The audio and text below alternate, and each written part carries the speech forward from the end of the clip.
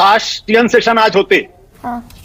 मैं तो इतना ही कह सकता हूं, ये चुनाव को इन्फ्लुएंस करने की कोशिश है, वोटरों को प्रभावित करने की कोशिश है कि जिस दिन वोट पड़ने वाला है उसी दिन उनके खाते में पैसा जा रहा है। गरिमा जी, पहले तो जिन सज्जन की बात आशुतोष जी ने करी, वो 1999 में टीएन शेषन जी कांग्रेस पार्टी के टिकट से गांधीनगर का चुनाव लड़े थे। ये भी थोड़ा सा तथ्य पूरा बता दीजिए। आज की तारीख में इलेक्शन कमीशन नाम की चीज सिर्फ एक बिल्डिंग में सिमट कर रह गई है, इसके अलावा कोई काम नहीं है। मैंने टीएन शेषन का वो जमाना देखा है जब इस तरीके के कदम उठाने पर सरकार पहली बार हो रहा है। नहीं, फैक्ट्स आगे जाने, क्या पहली बार हो रहा है कि किसी इलेक्शन की डेट चेंज हुई है? 2022 के अंदर पंजाब का इलेक्शन कमीशन ने डिक्लेयर किया था 14 फरवरी को, डेट लेटर रिवाइज हुई थी 20 फरवरी को। आम आदमी पार्टी जीती थी। इनके हिसाब से तो उस वक्त भी इलेक्शन कमीशन का कॉम्प्रोमाइज। नमस्कार दोस्तों, स्वागत है आपका प्राइम डिबेट की मजेदार और धमाकेदार डिबेट वीडियो में। देश में विधानसभा चुनाव होने वाले हैं दोस्तों, और सभी पार्टियां अपनी वेलफेयर स्कीम की घोषणा कर रही हैं। लेकिन डिबेट में मौजूद जो विश्वविख्यात पत्रकार आशुतोष जी है, इनका कहना है कि ये सभी पार्टियां वेलफेयर स्कीम के नाम पे रेवड़ी कल्चर को बढ़ावा दे रही है और ये जनता के बीच में रेवड़ी बांटकर इनसे वो अपना वोट लेना चाहती है। तो दोस्तों, और ये टीएन शेषन की बात करते हैं दोस्तों, टीएन शेषन जो ऐसे चुनाव आयुक्त कमिश्नर हुआ करते थे जो जिनके रहते ऐसा कुछ हो नहीं सकता था, तब कांग्रेस का जमाना था। तो दोस्तों, प्रदीप भंडारी ने इनको बहुत जबरदस्त आईना दिखाया और इनकी सिट्टी पिट्टी गुम कर दी। तो दोस्तों, डिबेट पूरा देखिए, आपको आनंद अवश्य आएगा, ये 100% मेरी गारंटी है। तो चलिए शुरू करते डिबेट वीडियो, लेट्स स्टार्ट। बहुत दिन हो गए हैं, मजा नहीं आ रहा है। अभी मजा आएगा ना भिड़ो। पिक्चर चालू करो बे।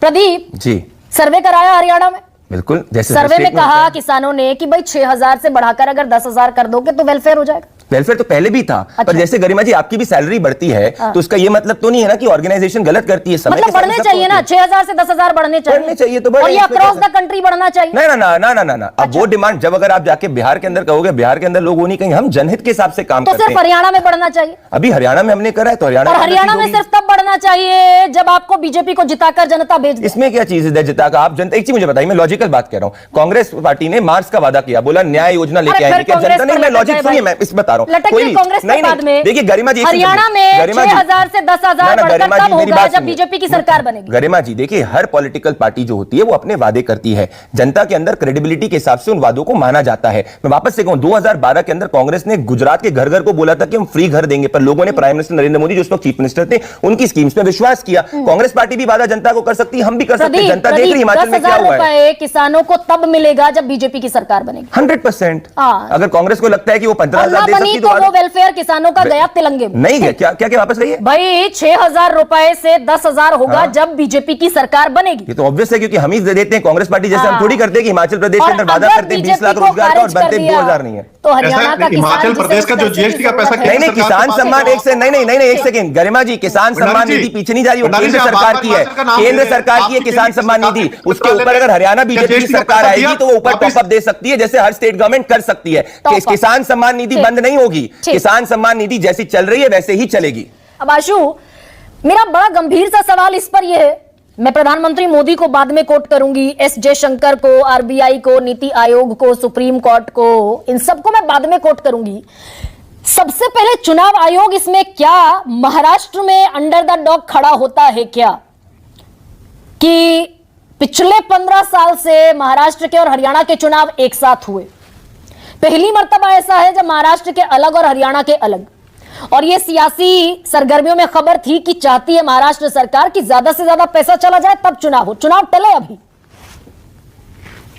देखिए गरिमा जी, आप मुझसे वो बात क्यों कहलवाना चाहती हैं जो प्रदीप भंडारी, संदीप चौधरी, कृष्णा जी और आनंद दुबे को अच्छी तरीके से पता है। आज की तारीख में इलेक्शन कमीशन नाम की चीज सिर्फ एक बिल्डिंग में सिमट कर रह गई है, इसके अलावा कोई काम नहीं है। मैंने टीएन शेषन का वो जमाना देखा है जब इस तरीके के कदम उठाने पर सरकार और मुख्यमंत्रियों के टांग कांपा करते थे। किसी सरकार की हिम्मत नहीं होती थी इस तरीके से करे। ये खुलेआम चुनाव आयोग की आचार संहिता का उल्लंघन है, और अगर चुनाव आयोग ही उसका कॉग्निजेंस नहीं लेगा, उसको रोकने की कोशिश नहीं करेगा, तो फिर चुनाव आयोग के बारे में किसी तरीके की टिप्पणी करने से का कोई मतलब बचा नहीं। जहां तक आपका जो सवाल फ्रीबीज को लेकर सवाल था, देखिए इसमें मैं दो बातें कहना चाहूंगा। फ्रीबीज की जरूरत क्यों पड़ रही है? इसलिए जरूरत पड़ रही है क्योंकि सरकारों ने काम करना बंद कर दिया है। प्रधानमंत्री नरेंद्र मोदी का कि जो भी राज्य सरकारें या फिर जो भी सरकार अर्थव्यवस्था के साथ खिलवाड़ कर रही है, चुनावी रेवड़ियों के चक्कर में उन्हें एक्सपोज करना जरूरी है। फ्री की रेवड़ियों से किसी का भला नहीं होगा, अर्थव्यवस्था का भट्टा और बैठ जाएगा। बिल्कुल। तो जब आपका कर्ज का हालत ये पहुंच जाती है, तभी तो आप रेवड़ियों की बात करते हैं ना। हाँ। और प्रधानमंत्री जी ने तो खुद कहा था, ये जो रेवड़ी कल्चर है ये देश के लिए एक बहुत ही खतरनाक बात। ये बात मैंने नहीं कही, बल्कि उन्होंने 16 जुलाई 2022 को ग्वालियर में ये बात कही। वही प्रधानमंत्री जी को अगर ये लगता है कि बीजेपी को 5 अक्टूबर को, और आप देखिए अजीब इत्तेफाक की बात, पहले 1 अक्टूबर को वोट होने वाला था, फिर भारतीय जनता पार्टी की तरफ से इलेक्शन कमीशन को वहां उनसे रिक्वेस्ट की गई कि भाई कुछ कारणों से आप इस चुनाव को टाल दीजिए। वो 5 तारीख को टाला जाता है और 5 तारीख को ही खाते में पैसे जा रहे हैं। तो ये महज इत्तेफाक तो नहीं हो सकता ना, ये महज इत्तेफाक तो नहीं है। और इलेक्शन कमीशन इसका कॉग्निजेंस नहीं लेगा।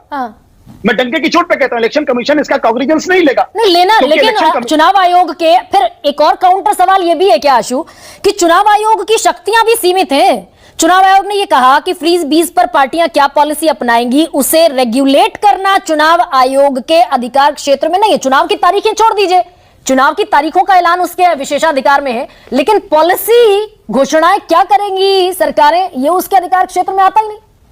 काश टीएन सेशन आज होते। मैं तो इतना ही कह सकता हूं, ये चुनाव को इन्फ्लुएंस करने की कोशिश है, वोटरों को प्रभावित करने की कोशिश है कि जिस दिन वोट पड़ने वाला है उसी दिन उनके खाते में पैसा जा रहा है। ये डायरेक्ट घूस देने की कोशिश। इसलिए इलेक्शन कमीशन ये कह के नहीं बच सकता। और चूंकि इलेक्शन कमीशन ने खुद 5 तारीख की डेट अनाउंस कर रखी है, इसलिए इलेक्शन कमीशन भी इससे मुक्त नहीं हो सकता है। और मैंने टीएन सेशन का जमाना देखा, इसलिए मैं आपसे कह रहा हूं कोई मुकाबला ही नहीं है। इस देश के अंदर जिस तरीके से टीएन सेशन ने चुनाव आयोग को स्थापित करने का काम किया, आज के चुनाव आयोग ने उस स्थापना को पूरी तरीके से खत्म करने का काम किया। आज इस देश, आप देखिए सरकार कहती है 1 नेशन 1 इलेक्शन, और महाराष्ट्र हरियाणा के चुनाव एक साथ नहीं हो सकते। और जो तक चीफ इलेक्शन कमिश्नर ने दिया था, 20 साल के बाद जनता उस पर हंसेगी कि एक जमाने में ऐसे मुख्य चुनाव आयुक्त भी थे जो इस तरीके का अनर्गल प्रलाप कर रहे थे। ये महाराष्ट्र वाला जो तर्क है आशु, ये कितना जायज तर्क है महाराष्ट्र वाला, कि भाई चुनावी की मानसून है, त्योहारी सीजन है, इसलिए महाराष्ट्र में चुनाव नहीं हो सकता। खुद भी अपने वक्तव्य में किया, मानसून अगर महाराष्ट्र के अंदर तो क्या जब पिछली बार चुनाव हो रहे तब मानसून नहीं था, और अगर था तो हरियाणा और महाराष्ट्र के चुनाव आप साथ करा सकते थे ना, एक हफ्ते आगे पीछे कर देते। लेकिन अभी तक तो महाराष्ट्र के चुनाव का ऐलान भी नहीं किया गया है। यही दिखाता है बैड फेथ, और मैं बार बार कह रहा हूं। लेकिन इसमें विपक्षी पार्टियां भी पीछे नहीं है ना आशु। भाई एमएसपी पर लीगल गारंटी का ऐलान किया कांग्रेस ने, राजस्थान में चुनाव हुए, स्मार्टफोन बंटवा दिया अशोक गहलोत ने, और 6 महीना पहले कैबिनेट में अप्रूव किया वो पॉलिसी। भूपेश बघेल ने दुनिया भर की छत्तीसगढ़ में पॉलिसीज को लागू करने की, ऐलान करने की एक तरीके से पहल की।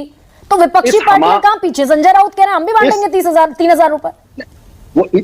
वो ये इस हवाम में सब नंगे हैं, सब एक जैसे हैं।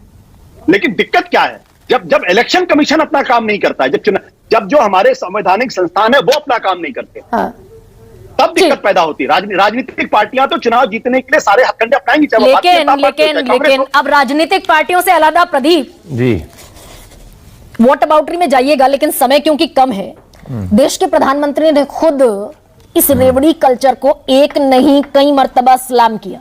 जनता को मूर्ख बनाने की कोशिश, फ्री के हथकंडों से किसी का भला नहीं हो सकता।